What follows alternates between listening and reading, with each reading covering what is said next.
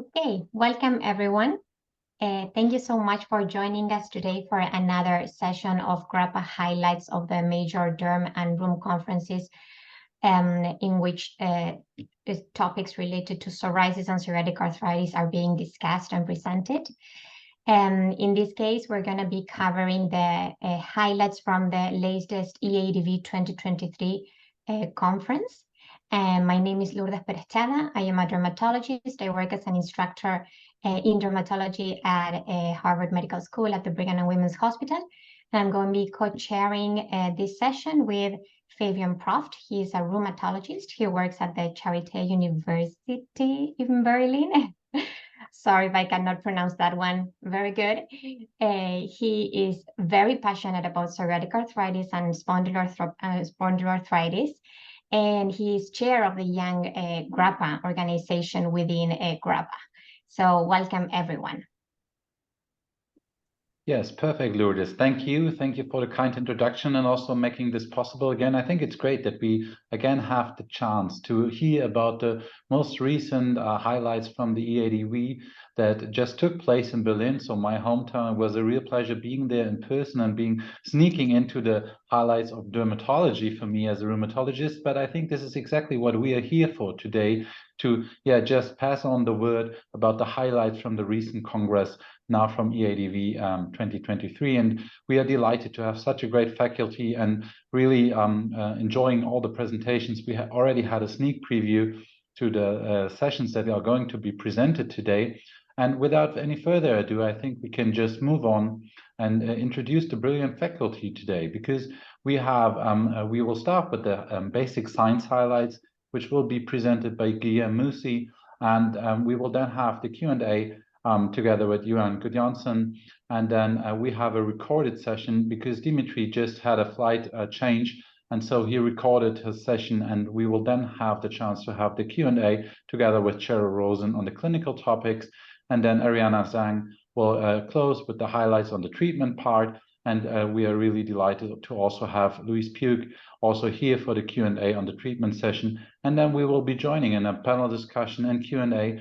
And as we hope to have a very interactive session, we can only heartily invite all of you to ask your questions in the chat so we can pass them on to the presenters and have your questions asked and discussed previous to the further Q&A in the end. So I think we are ready to start, and we are delighted to hear the basic science highlights from you, Guillaume. The stage is yours. Really looking forward to your presentation. Okay, thank you very much for the kind introduction, Fabian, Lourdes. It is a great honor to be here. I want to thank Professor Johan for all his supervising and help to elaborate this talk. It was a real pleasure seeing him at EADV giving a brilliant talk about the pathogenesis of psoriasis.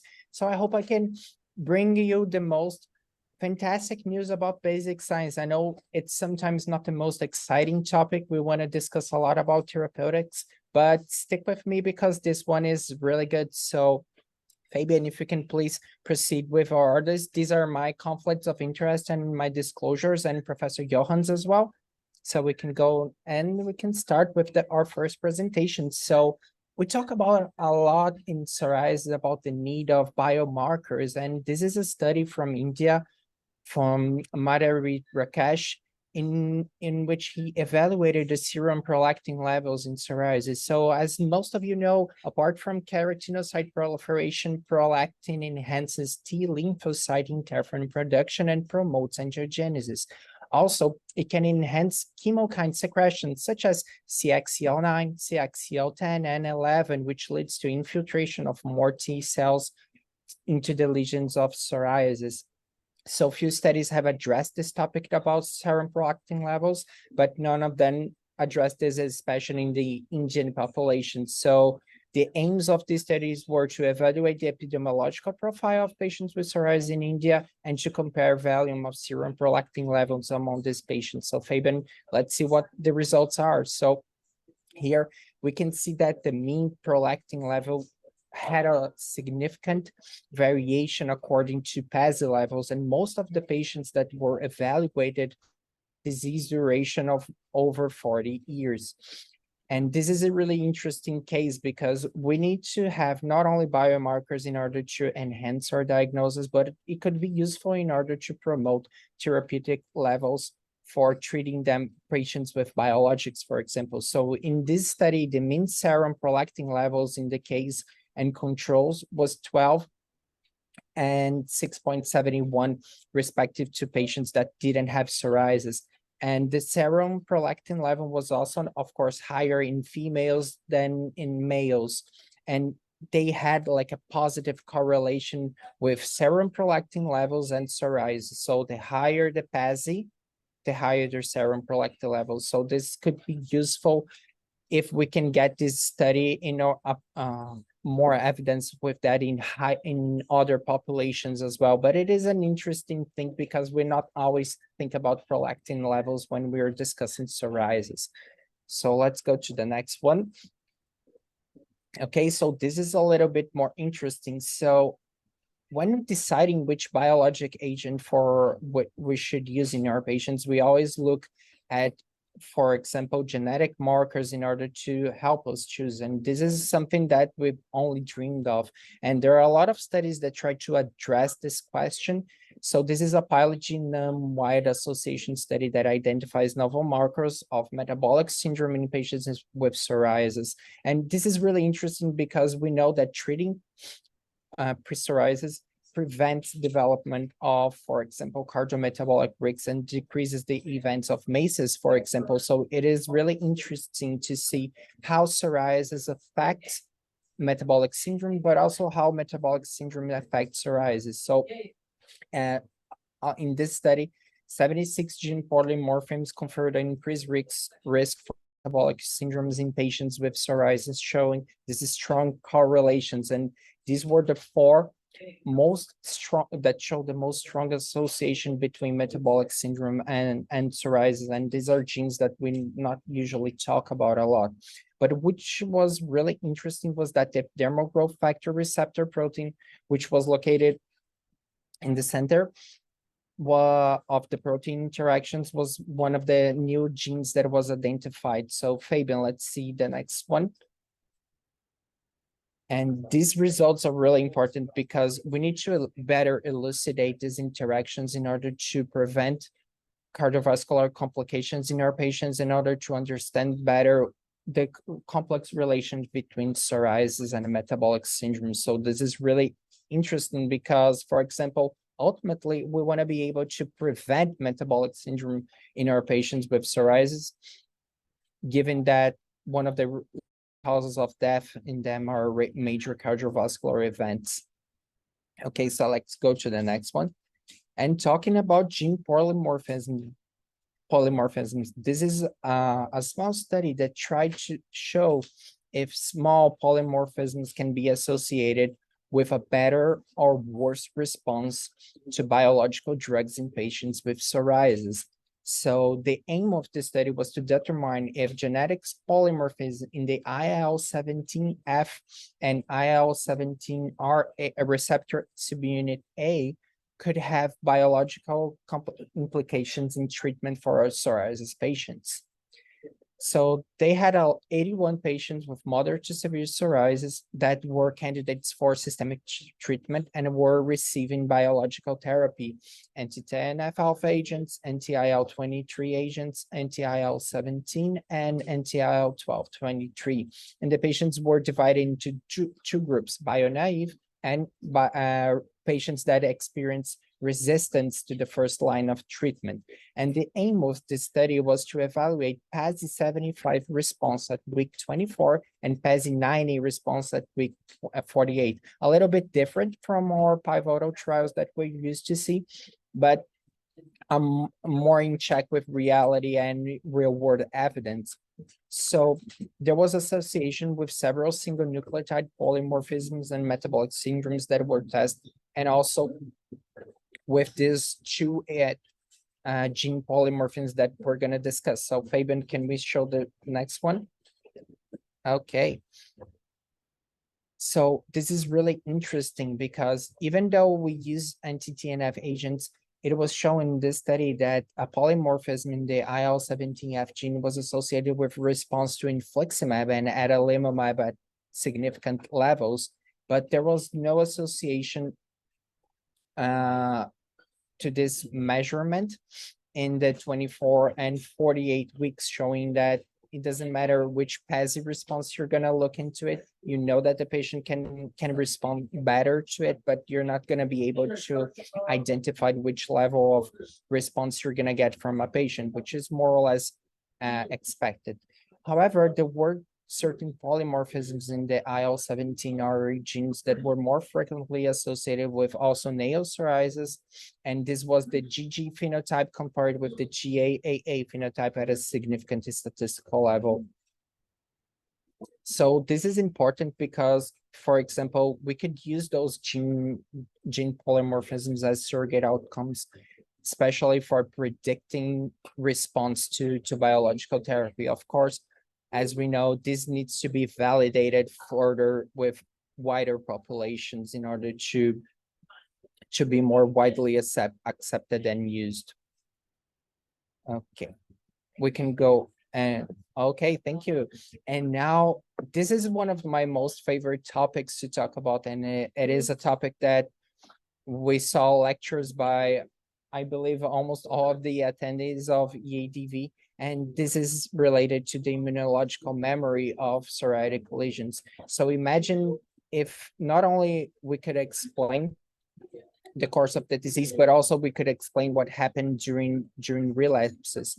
And this was one interesting study that tried to evaluate what happens inside of lesions, especially with patients that were treated with systemic therapy. So we can go to the next one. And this is interesting because it was compared to patients that received systemic therapy, so methotrexate, ixekizumab, and other biologics, and also patients that were treated topically. Because one of the questions that we always have with psoriasis is, if we stop topical treatment after we get a response, will it come back? We know that it will. And the patient seems to get surprised because of that. And we always see that interesting response that the lesions, they come back exactly what they were. And when we were evaluating these patients through immunohistochemistry and biopsies, we were looking for this special population of CD8 and CD4, which are called tissue resident memory T cells. Okay, so we can go to the next one. So the TRM cells can protect the skin even in the absence of circulatory T cells, which is why they're so interesting. They're not there in the skin to cause psoriasis, but they're actually there to prevent infections and other kinds of problems that we can have. And they're really specific to pathogens and long-lived, and they can produce a variety of cytokines according to the tropism to different organs. So, for example, we have TRMs in the lungs, which our friends from pneumology talk about a lot in asthma. However, even though those cells don't go into circulation, they can move into the epidermis and they get stuck around, especially around dendritic cells. And also they move around endothelial cells, like they're profiling, looking for other signs of to rapidly respond to inflammatory signals. So what happened in these cases was that we saw a difference, especially with rapid response of IL-17 inhibitors. Even at week 4, we could show that the patients could have a response to treatment, while methotrexate and anti-TNF response was only observable in this population at week 12. Keeping in mind that this is a really restricted population. So on the other hand, the topical treatment had, even though it is something that we tend to dismiss as not that important, it had the power to decrease the expression of TRM markers only in the epidermis and not in the dermis in the 12-week experience period. So this shows to us that topical therapy doesn't work that much to get rid of tissue resident memory T cells, and we need systemic therapy in order to do that. And these are the results and investigations that are being taking place right now with secukinumab and guselkumab, for example. Oh, okay, so there we go. So this is a really interesting concept because we know that these cells can reinitiate the cycle of psoriasis when we stop treatment, giving us the exact recurrence of lesions in the same spots that they were before. So this is a really interesting concept because it talks to us about disease modification. So if we treat in a more effective way with systemic therapy and we treat aggressively and early, do you think we can modify the progression of psoriasis? This seems to be the hot topic and what a lot of discussion happening in EADV, especially because we have shown that with biologicals, we can abolish the transcriptome response of those cells, even though we don't reduce their population, but with certain IL-23 inhibitors, we can reduce this population closer to physiological levels, but we are not able to eradicate them, and we don't even want to eradicate them. So these were my remarks for EADV, the basic science, and I hope you have enjoyed it, and thank you very much for listening. Thank you so much, Guilherme and Dr. Good Johnson. That was a fantastic presentation and very, very interesting studies. So we will now open we will have a session for Q&A. So if anybody has questions that want to be raised, you can put them in the Q&A section here in the Zoom. And in the meantime, maybe I do have one question. Which is about the first study about the concept of prolactin as a diagnostic biomarker. I was wondering whether there is any data about the difference in these serum levels of prolactin in psoriatic arthritis, if either you, Dr. Good Johnson, or Guilherme or Fabian have any insights in which the opportunity for, like, there is a major challenge at the time of diagnosing as compared to psoriasis. Guilherme, do you want to go for it, or do you want to have me answer? Oh, this one I'm gonna leave it to you, Professor Johan. I want to hear excellent remarks on that one. Yeah, it's quite interesting. We think about it kind of being like, hormone, but it's been known that it's elevated in psoriasis for, I think, well over a decade. And there are actually a number of publications on prolactin in psoriasis, and it looks like it's actually expressed and produced at the site of inflammation. And I think that's probably the reason why it does correlate with disease severity. In terms of it being a reliable biomarker, I think we're not quite there yet. And I think we have many better ones, such as IL-19 seems to be a much better one based on the data that I've seen. But it's interesting. Yeah, I agree with you. I also want to add up that patients with psoriasis that have a lot of sleep disturbances, and this is important because this can affect the levels of prolactin. And sometimes we have patients that are using other medications that can also alter the dosages of prolactin. So it is really important to keep that in mind, especially because we didn't have a lot of disclosures about this type of medications and other factors that could influence prolactin levels. But I agree with Dr. Johansson. It's always exciting to see data on biomarkers, but we have better candidates, especially the ones that can correlate to disease progression. Yep. Anybody else has any question that you would like to bring about this first session on basic science? What I really loved about the presentation, how you translated everything into the clinical applications, particularly with that last presentation about differences between topicals and systemic and how important all this information is going to be moving forward. So I think that's fantastic. Before we move forward, I do want to present one special guest that we have today, who's Christine Lindsay. She's our patient research partner from GRAPPA, and she has reviewed all of the abstracts and presentations that you will be here. So Christine, feel free to bring up any questions that you have as we move forward. Thank you, Lourdes. Appreciate that. Thank you so much, for that overview of the highlights on basic science. We will now move forward with the clinical topics. So the clinical topics are going to be presented by Dimitri Luz, who is a dermatologist from São Paulo, Brazil. And he has been supervised by Dr. Cheryl Rosal from the University of Toronto. And we're gonna be playing his recording because he couldn't make it live today. Would be available, so I think this would be much appreciated if you could maybe take over here and we directly go to the treatment part, and maybe we will be able to present the clinical topics in the end. So this would be much appreciated. Dimitri's very lucky he's on an airplane somewhere, so. Yeah. Alrighty. Well, good morning from Boston. I'm excited to be joining you guys as a new GRAPPA member. So thank you for having me here to share some interesting treatment abstracts from this past EADV. Here on your highlights from the treatment part from the EADV, and yeah, the stage is yours. Oh, okay. Can you all hear me? Yes. I think okay. It's Fabian's that had a little bit of delay. Okay, just making sure.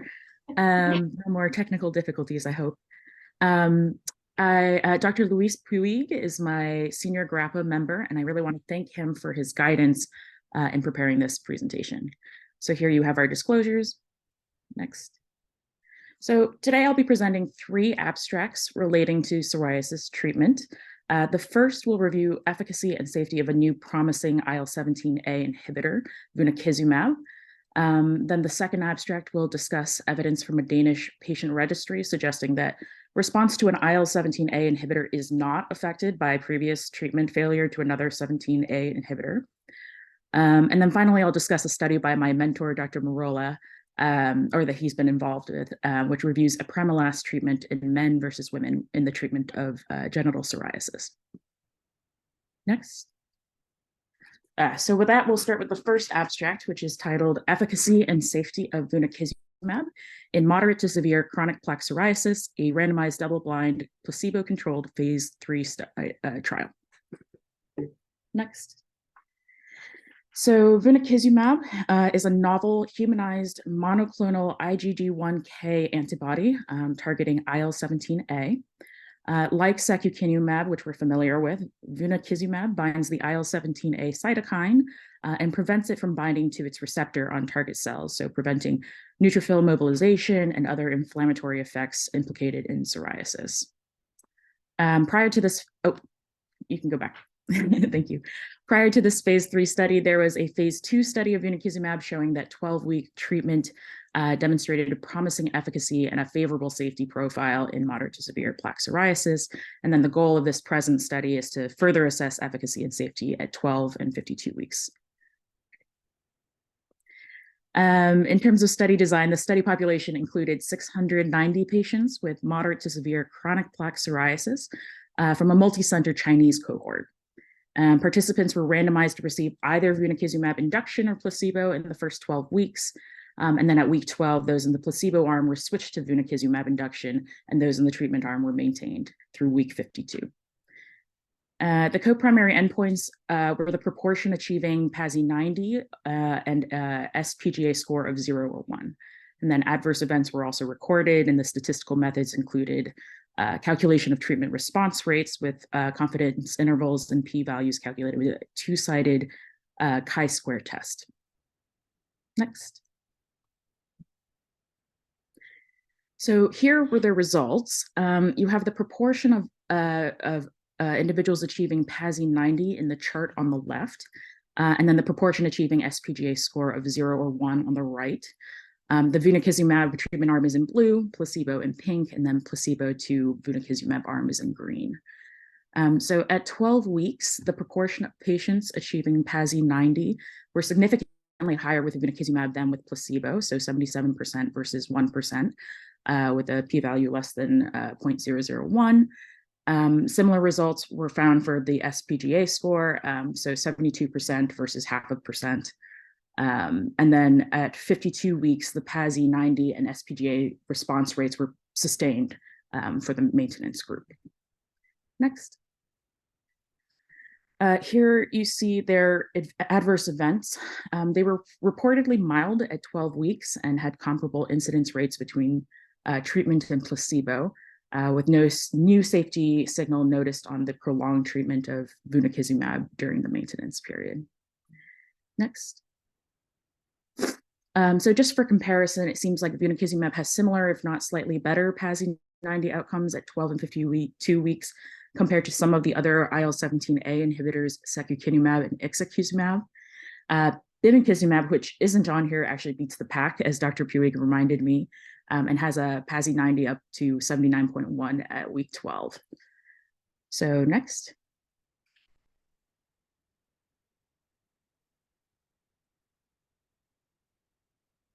Oh, we can go to the next slide.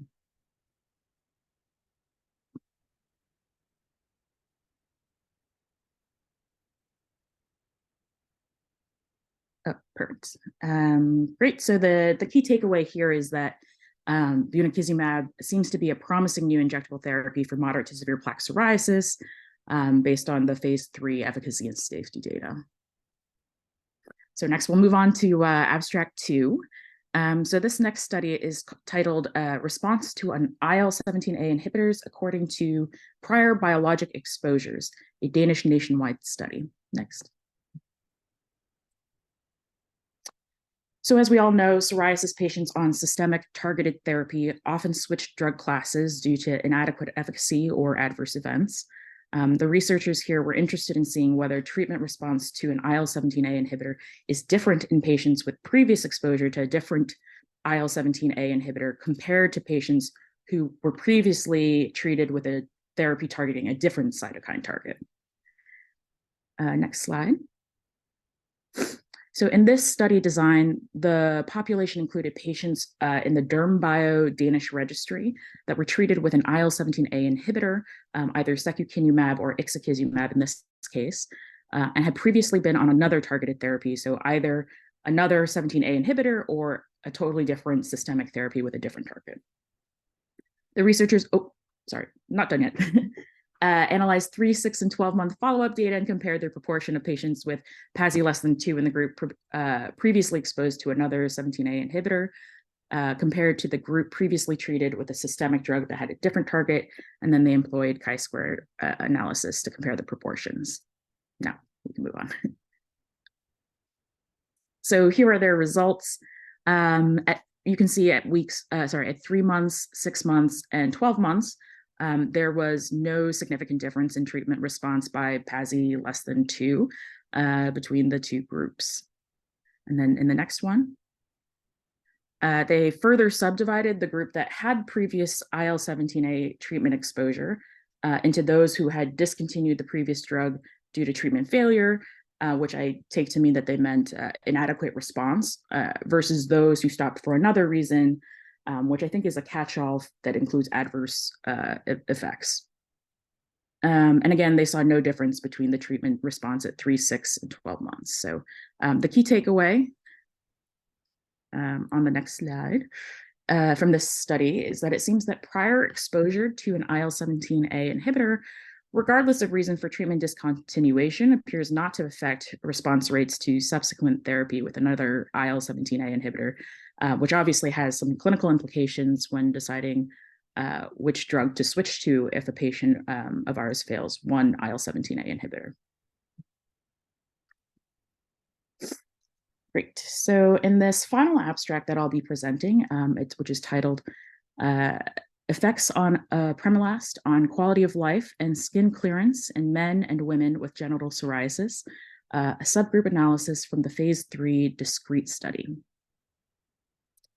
The relevant background here is that genital psoriasis affects up to 63% of our psoriatic disease population. It's often overlooked and undertreated. Ixekizumab was the first injectable targeted therapy to specifically include information about effectiveness in genital psoriasis in its label.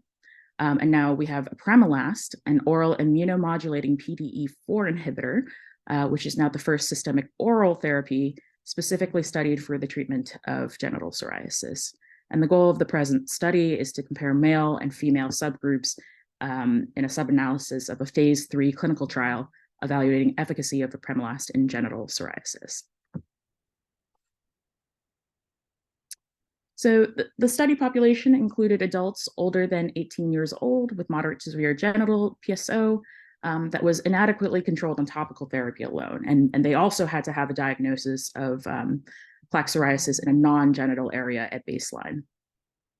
Patients were randomized to apremilast 30 BID or matching placebo for 16 weeks. And then the key endpoints were a change in baseline DLQI question 9, which asked about sexual difficulties, and then the achievement of SPGA-G or modified SPGA-G, response of 0 or 1 with a greater than 2-point reduction from baseline at 16 weeks. And then the statistical methods that they used included least square mean change, at least for the DLQI-9. Here we see their results for change in DLQI question 9, asking about sexual difficulties. At 16 weeks, there was a treatment difference favoring apremilast compared to placebo, with a least square mean change from DLQI baseline question 9 score of 0.27 in men and 0.41 in women. And so while the significance levels are a little bit on the weaker side, it seems that women maybe have a greater DLQI question 9 response to treatment with apremilast than men. And then on the next slide, these are their SPGA-G results. So 35.7% of men treated with apremilast achieved SPGA-G response compared to 18.6% on placebo. For women, 48.7% of women achieved SPGA-G response compared to 21.6% of those receiving placebo. So again, seeing a little bit more response, perhaps, of women in response to treatment with apremilast. So the key takeaway from this abstract was that apremilast is the first oral systemic treatment study for genital psoriasis. And it seems that maybe women respond more to men than apremilast, both in terms of improvement in their self-reported sort of sexual difficulties, and then also with physician-reported skin clearance. Although the sample sizes were a little bit on the low side, especially the numbers for women, and so it might be a little bit difficult to make definitive conclusions at this point. And that's the last abstract. So thank you again to Dr. Puig, and we're happy to take some questions. Thank you, Ariana. And yes, already sorry for any technical issues. This really is hard here because it seems like the video just breaks my Zoom repeatedly. But I still was able to listen to your presentation, and I think we can check if we have any questions from the audience. The first question is that, do you have already some clinical experience here in the room when changing from one IL-17A to the other? How is this from your clinical experience? Maybe you can, going back to the second, is this also in line with the results that we saw from the study from Denmark? I'll defer to my senior. I've been able to do that, to switch from one to the other without a problem.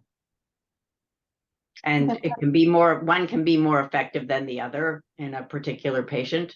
One can cause an adverse event in a patient, and then the other one is tolerated. Usually the experience we have had is mostly switching from secukinumab to ixekizumab, which might have secukinumab might have a suboptimal response in some patients, especially those who are heavier. Because of the dosing and the pharmacodynamic properties of the drug, most patients, when we are changing from one to another, which is more effective in terms of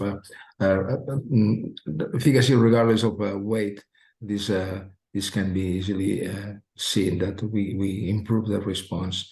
The issue with the IL-17 inhibitors is that they rarely produce immunogenicity. They are slow, not so much immunogenic, and this might have been one of the reasons why in rheumatology, for instance, or also in dermatology, we have been changing intra-class with anti-TNF alpha agents. But with drugs which are less immunogenic, the main reasons to change intra-class is because we want to maintain the response in terms of, for instance, psoriatic arthritis, which is quite commonplace for interleukin-17 inhibitors, while we want to increase the response. We must take into account that when switching, if we are using induction, this raises the level. So sometimes the response can be achieved not just because of the change in the drug, but because of the new induction. So this is something that must be taken into account. I really do not know if this has been adequately addressed in the study that has been discussed by Ariana. That's a wonderful point. I was actually going to ask that because I've seen it in the clinic with Dr. Morola, that when he switches from among IL-17s, he typically starts with loading dose again.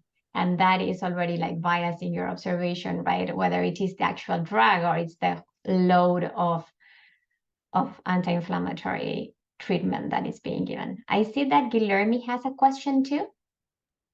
Yeah, I'm really curious to ask Professor Pichi about, do we have any data on the dissociation constant of these new drugs, and how should we take this information into consideration when choosing biologicals? So now for psoriasis, we have a lot of options. So should we aim to choose biologicals that offer like a lower dissociation constant and therefore a higher affinity as a first choice, or should we keep with the clinical data first?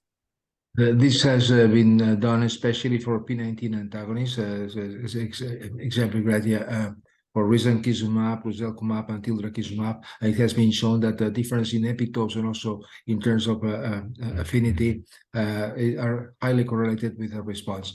To my knowledge, this has not been done with IL-17 antagonists, but and the main data we have is based on clinical trials efficacy. I think this again, we do not need to confirm by pharmacodynamic studies what can be seen easily by direct or indirect comparisons. If you check any kind of meta-analysis, you can somehow direct your choice based on the meta-analysis with high degree of confidence.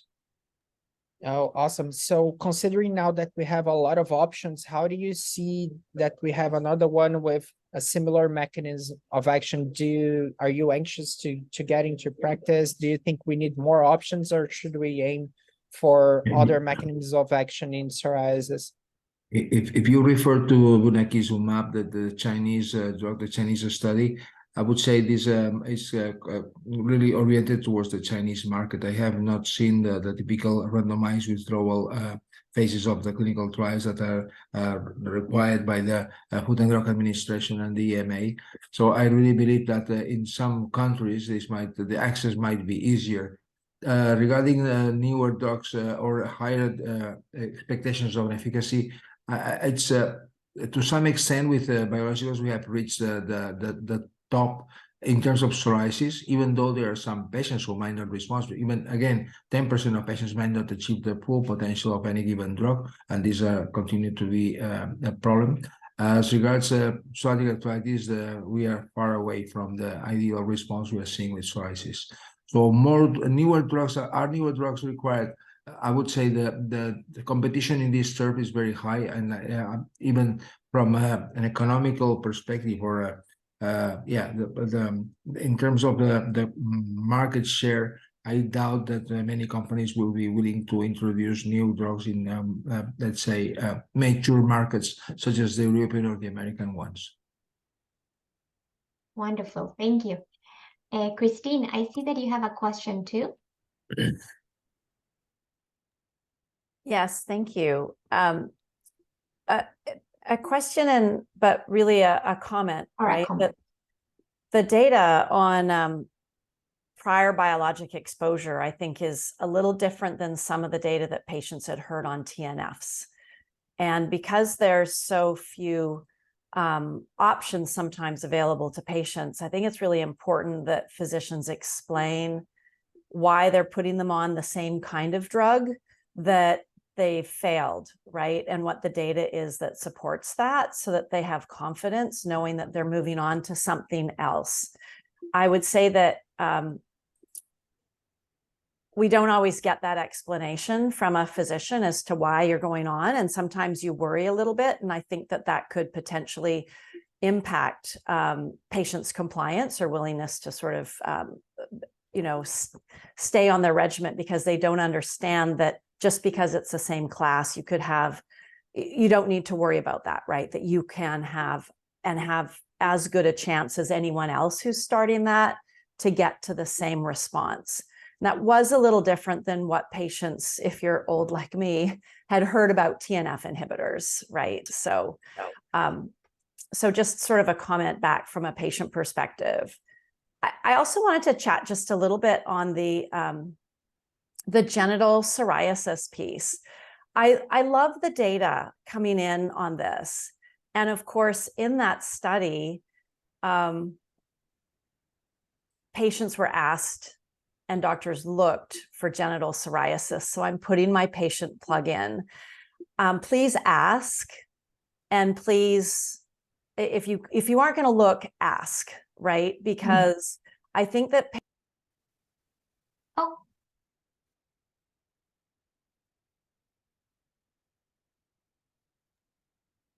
I think there was the next breakdown on Zoom, but I think this was really important. Maybe I can just follow up on this, because this is what I was also fascinated, and to you, Ariana, but also you, Luis, do you think this is more a mechanistical effect, that it seems to be more effective in females, or do you think it's more that females are stronger affected by genital psoriasis, and therefore a treatment response is seen in a more positive, dramatic way? What is your take on this?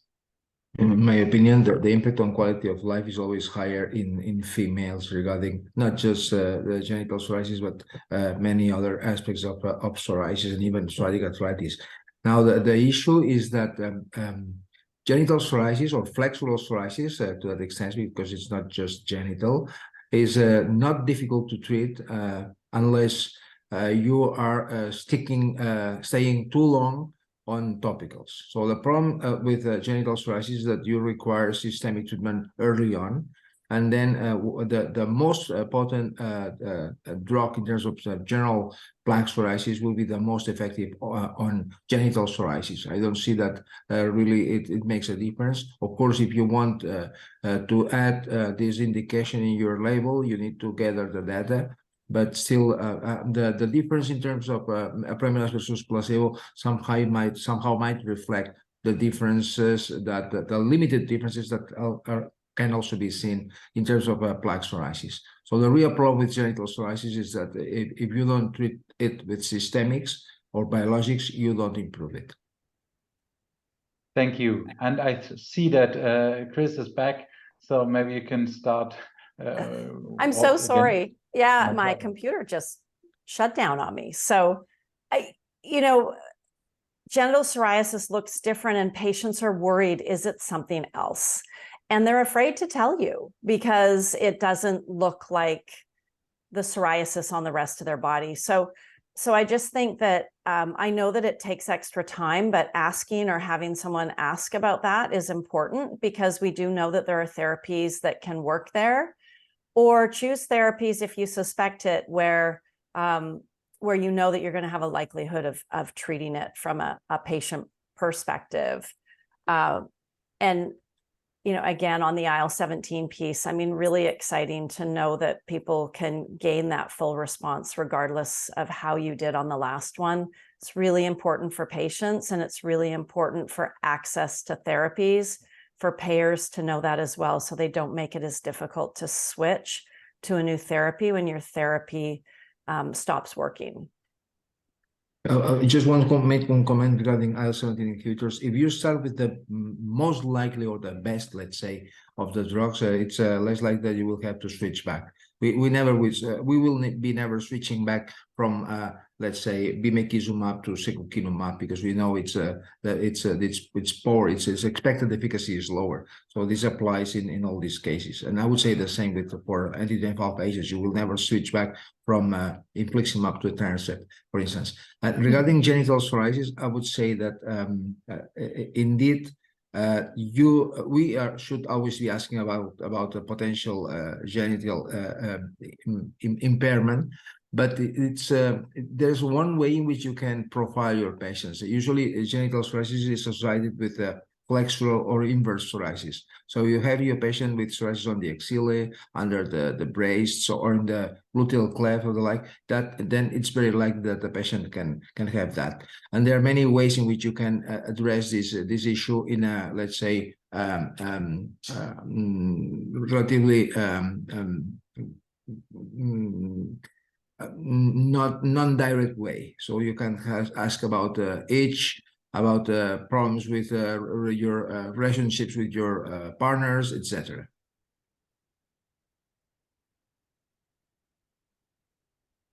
Great, wonderful. Thank you so much. I think we're going to try now moving forward again to the clinical topics section.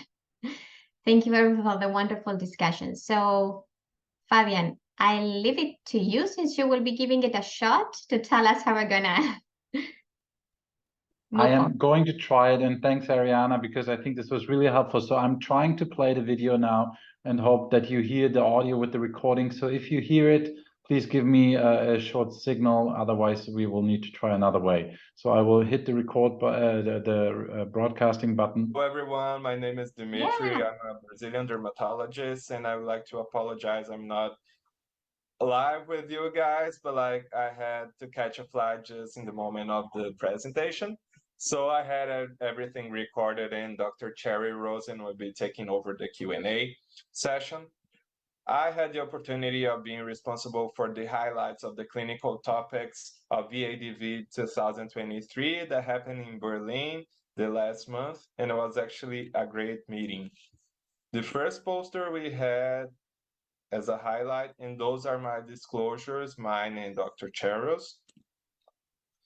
The first poster we would like to highlight is this poster from England that is called the Examining Patterns and Clusters of Comorbidities in People with Psoriasis. So basically, they went to their database. There was almost 300,000 people diagnosed with psoriasis between 1998 and 2020, and had a follow-up from 1, 5, and 10 years of patients with psoriasis related to their comorbidities. And what are they proposing here is latent classes of comorbidities where we could fit our patients in.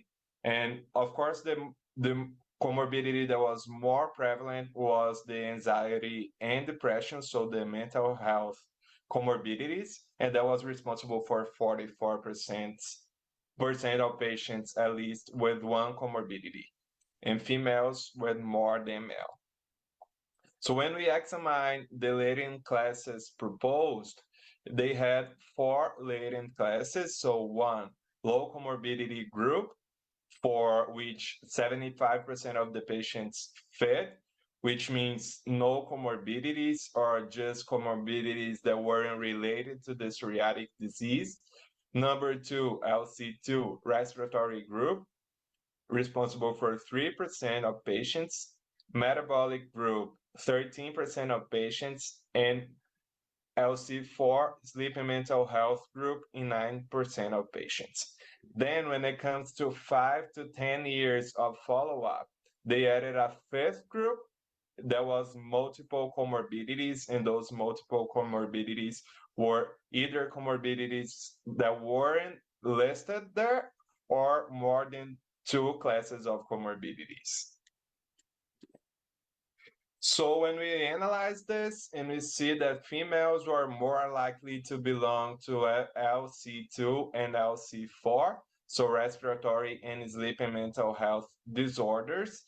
Meanwhile, males are more likely to have LC3, was metabolic disorders, so diabetes, obesity, hypertension, and all syndrome like metabolic syndrome we see. People with skin of color were more likely to have metabolic disease as well when you compare them to white people. And current or ex-smokers tend to have higher LC2, which means respiratory rates, which makes sense, of course, like they smoked. And obesity increased the chance not only of metabolic diseases, but also respiratory as COPD and sleep mental health as well. So showing that obesity is besides a risk factor. Second poster is called Drug Survival of IL-17 and IL-23 Inhibitors for Psoriasis. It was a systematic review in 4 databases, including Cochrane, PubMed, and others. And it was showing 46 studies that included for analysis showing drug survival of IL-17 and IL-23 inhibitors. It was included almost 25,000 patients on secukinumab, ixekizumab, brodalumab, guselkumab, and risankizumab. And one of the first conclusions they do is that the drug survival of IL-17 inhibitors is kind of similar. It's actually almost equal. It only differentiates when it comes to the 3rd year. That was showed a higher rate of ineffectiveness related drug survival from ixekizumab higher than secukinumab. The drug survival of bio-naive patients were higher than the drug survival of bio-experienced patients, as we see in our practical. And when it comes to IL-23, and here we highlight that risankizumab has less years of follow-up. Guselkumab was higher summary survival estimates at 1, 2, and 3 years. And the meta-analysis concludes that either IL-17 and IL-23 inhibitors, they had higher drug survival rates and very high rates for 5-year guselkumab drug survival. But then we would like to call some points of attention. The figure legends were incomplete, so they didn't tell us what each line of that were. The numbers of bio-naive and bio-experienced were not specified, and neither the p-value of them, so we couldn't see if, and we couldn't actually compare one to the other. It's good to remember that effect modifiers such as biologic naivety and the source of data used, so real-world data is different from pivotal studies that we see, and those are relevant when you're interpreting drug survival studies. Most of them are real-world evidence. The third and last poster we would like to highlight was aiming to assess the relationship of nail psoriasis with PSA. So it was among patients with PSA, 172 PSA patients with Casper criteria, and all of them were assessed for some metrics as PROs, as VAS, Global Assessment in Pain, BASDAI, PSA 12, FACIT, and HAQ. It was a Russian study, but we're trying to be the more apolitical here.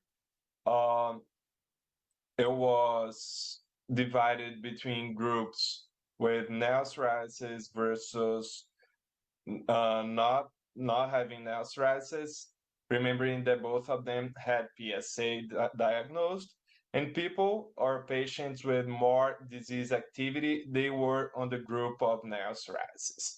And we're talking about PSA, of course. So all the metrics that were assessed, they showed that nail psoriasis were significantly better. Sorry, all the metrics show that people without nail psoriasis, they were significantly better on those metrics. And then when it comes to sleep disturbance, it was comparable between those two groups, which is actually like, it makes sense because like people wouldn't have any issue on their sleep because of having nail psoriasis. And it shows that. When we see this web, the spider web, we see that the most impaired group of patients that they reflected with pain, skin problems, fatigue, incapacity of work, discomfort, sleep disturbance, all of them tend to be higher rates in the group of people with nail psoriasis, showing nail psoriasis itself can be a risk factor of worse PSA. I'd like to thank everyone for the attention and thanks especially to my supervisor, Dr. Cherry Rosen. Without her, anything of this would be possible. She was guiding me through it, and we had several talks and several meetings. She was always available for me. So thank you, and thank you, everyone.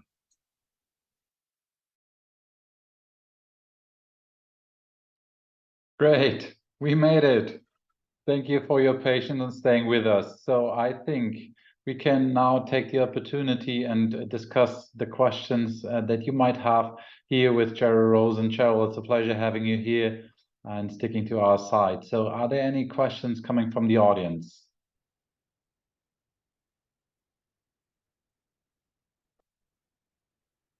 Krista, you had a question?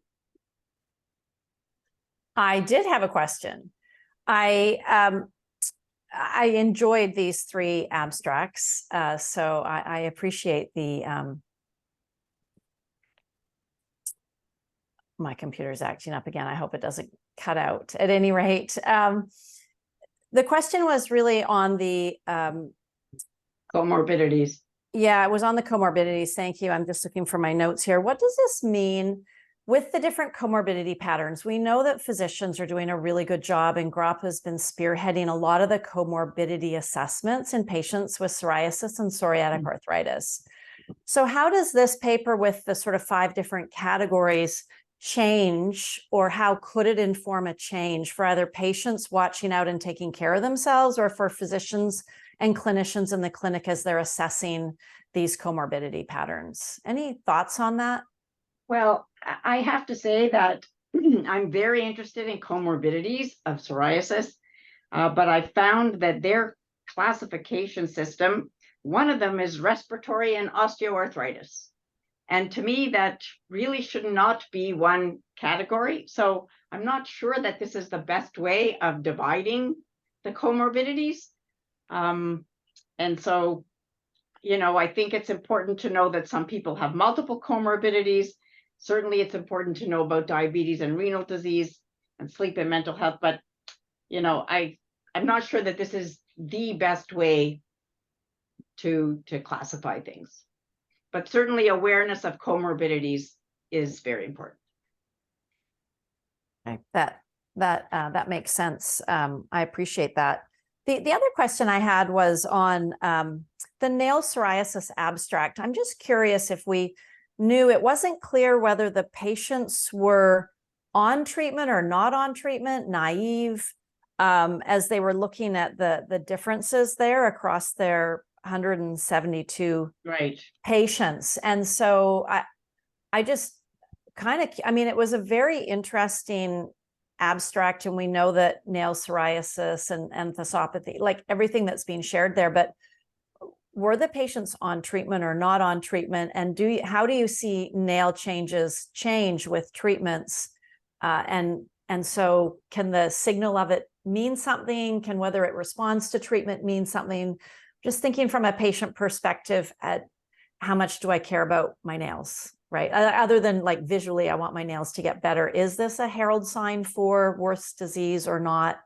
And treatment response. So in your first question, I don't think they talk about treatment here at all. Yeah. And part of that is that for many treatments, nail psoriasis really isn't, unfortunately, improved significantly on many.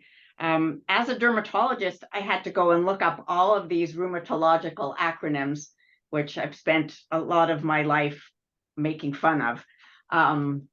Yeah, you know, BAS dye, PSA 12, and all of these things that dermatologists have to go and look up.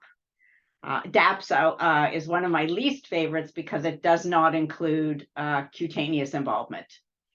So I think part of this is that unfortunately nail psoriasis often does not respond to systemic therapies. And certainly if somebody has significant nail disease, it can very much affect their quality of life. So it is important. I would like to make one comment regarding that. The response of nail psoriasis to biologicals is well reported, well described in clinical trials, and you can even do some indirect comparisons. And for instance, with ixekizumab, the response rate in terms of complete clearance, it gets close to 50%. The problem is that if you try to treat nail psoriasis with any systemic which is not a biological, you will not get anywhere. That's true. Very true. And maybe I can also come back to the Primlas data on genital psoriasis again, because I think we have seen the effect on the DLQI, which could be mainly driven by also social aspects of the female versus male, but it was also the physician assessment included, right? And might it be that we, or as physicians, as dermatologists, that we rate genital psoriasis involvement in females higher because we see this more dramatic as we see it in males? Could this also be one of the driving factors for the assessment here? How's your impression? Go ahead, Dr. Puch. No, just I was thinking that we are not talking about the clinical trial. Really, in females, itch might be more of a driver. But still, I would not refer to genital psoriasis. In men and in women, there's perianal psoriasis, which belongs to the same spectrum, and which might be a very significant concern and a cause of impairment of the quality of life. So having genital psoriasis is more of a problem in women because of itch mostly, and because of pain. But in men, sometimes scrotal psoriasis can be unnoticed or misdiagnosed. So again, the problem is about doing the right questions to our patients and somehow profiling them according to the topography of the lesions they have. But no doubt that itch is more severe, and let's say pain even is more extensive and more severely perceived by women. Yes. I think the most important question that was raised earlier is asking the patient, because they're often very unlikely to talk about it unless you ask. And then if they agree to examine and see exactly what areas are involved. I was going to add, Fabian, because you pointed out the distinction between the patient-reported and the physician-reported assessments for genital psoriasis. So in this particular study, I understand they used the static physician global assessment for the genitalia, which was validated for that. And it is like looking at 3 things, right? Erythema, induration, and scaling, similar to what we would be looking in other parts of the skin, but with specific descriptions for the genital area. And so they try to standardize it as much as possible, so not to be biased as what with the normal eye one would see in the female versus male genitals, this area. So just adding that they try to be as objective as possible, I understand, with the assessment of this with this specific validated tool. But again, skin, that there's always like even with the genital area, when you start looking at different phototypes and colors of skin and so on, it can be difficult to rate this, for example, at least erythema, and be objective with regards to the severity of erythema, which is a key driver in these things. So yeah, there's also always a little bit of bias, but we do the best that we can with the tools we have, I guess. But is this something that we know also from other drug classes, that the response in females is higher, or is this something I'm not familiar with it? There was one genital psoriasis. dedicated study, maybe Dr. Puch or Sherry or Dr. Rosen are more familiar, the one from ixekizumab for genital psoriasis. I don't have at the top of my head whether there were differences in females and males, but maybe we can briefly check. Not really. Now the issue is that they were assessing as regards DLQI only one question, one item 9, and it ranges from 0 to 3. So it's quite limited as an outcome endpoint, you know.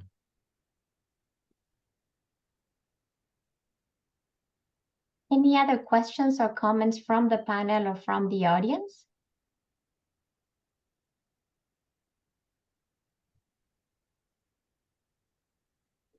Okay, so I think that maybe we can end up a little bit earlier, considering the stress that several of the panelists have to go through. No, but I think that we discussed a lot and we all learned a lot with the sessions that were presented. All the young GRAPPA members and the senior members did a fantastic job. And Christine, thank you so much for the wonderful comments and questions that you raised for all of us. So with that, I think we can adjourn. Fabian, do you want to say any final words? No, just thank everyone staying with us and sticking with us despite the technical issues that we had today. Thanks a lot to the Young GRAPPians, because we really enjoyed your presentation. It was really important to get your first-hand knowledge from the EADV, and also to your seniors supervising and guiding you in this process. It was a real pleasure being here with you today, Lourdes, despite all the stress with the technical aspects. And also thanks to the GRAPPA administration for supporting us with setting this up. Really was a pleasure. And for everyone here in the call, you can already highlight, because we will leaving to ACR, the American College of Rheumatology conference taking place in San Diego in a couple of days. My flight is leaving tomorrow, and we already have scheduled the ACR highlights coming up also in the same virtual format, which will take place at the end of November. And stay tuned for more highlights coming up from the rheumatological perspective and being discussed here in the same format, hopefully with less technical issues. So thanks everyone staying with us today, and it was a real pleasure having you here tonight. Thank you very much. Thank you. I thank you all.